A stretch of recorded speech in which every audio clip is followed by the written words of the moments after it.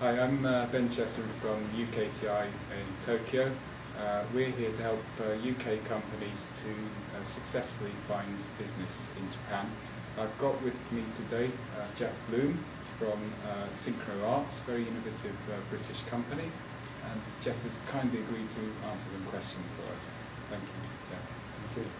Thank you. Okay, could you just give us your elevator pitch for Synchro Arts? What do you do? Our company develops special purpose audio processing software that's unique and innovative. What it mainly does is allow users, consumers, to replace the voice that's in music or video or music videos and either become the voice of characters in film clips or become a very good sounding singer. And we've been developing that based on previous software that we've done for the professional audio industry that's used commercially throughout the world in making films and music and post-production. So we're here looking for partners who could license this consumer audio processing technology, what we call U-voice technology.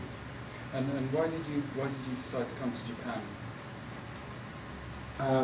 One of the applications that we've been developing is basically karaoke, where after you sing, we fix the voice up so it sounds like you are a professional singer, no matter how bad you are. And obviously Japan is the home of karaoke. Absolutely. I thought that if we couldn't find partnerships here, that it would be surprising. Well, it would be surprising to turn that around. We should be able to find partnerships here because our technology is completely suited for the karaoke industry, but there's nothing else like it. So Japan seemed like a perfect testing ground. And before you came out to Japan on this trip, what was your experience of Japan? We came here once in 2005. The technology we had back then was more suited for DVD bonus features and less for the mobile and internet applications that we've developed now. And we met some very interesting companies, but the problem then was an issue of licensing the media was a big concern, and also the distribution on disc was not a very favorable commercial proposition. But now that we're working on the internet and mobile phones, it's a much more exciting opportunity for people. Yeah, so now you've been here for just under a week. You've had quite a few interesting meetings. Yes. How did it go for you? Did you have the right sort of meetings? Did you get the right sort of help? To be honest, I was completely overwhelmed by how exactly well matched the people we were meeting were for the applications we had. It was fantastic.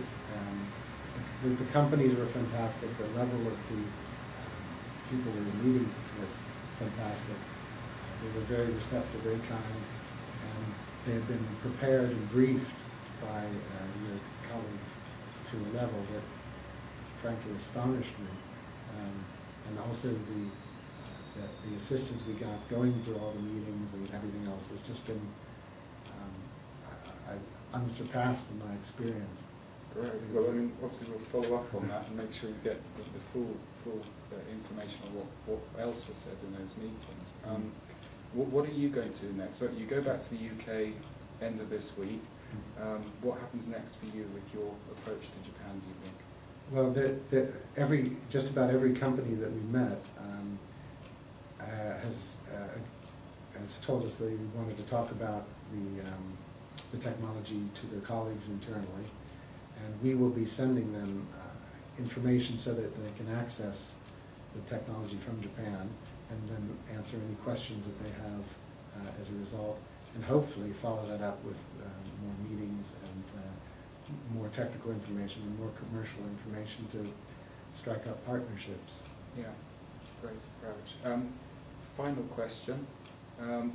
You've spent the last week here. You spent quite a bit of time preparing to come out here, I know, from our discussions with you.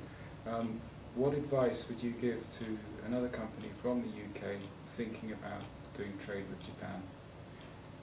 Well, the first one is to work with your organization, because I don't think you can do any better than to get the assistance that has been provided by the UKTI. We didn't pay him to say that.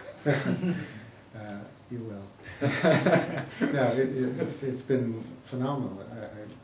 You know, we've worked with professional consultants in the past, and it's never come out. The level of support and service has never been anything as good as this. But the advice for other companies, I'd say, is prepare information in Japanese as much as you can. If there's media involved, try to have media in Japanese. And I think it overcomes a lot of hurdles about will it work in Japanese in the case of technology, and is it understandable? And for us, it's been a relief to have that, and to have prepared that much, because we're not asked that question. So there's a delay removed by being, I suppose, versatile in the home language. Yeah. Okay, well, Jeff, thank you very much for agreeing to be interviewed. And thank you. I will now get you a pint in the bar as a bribery. 2, please.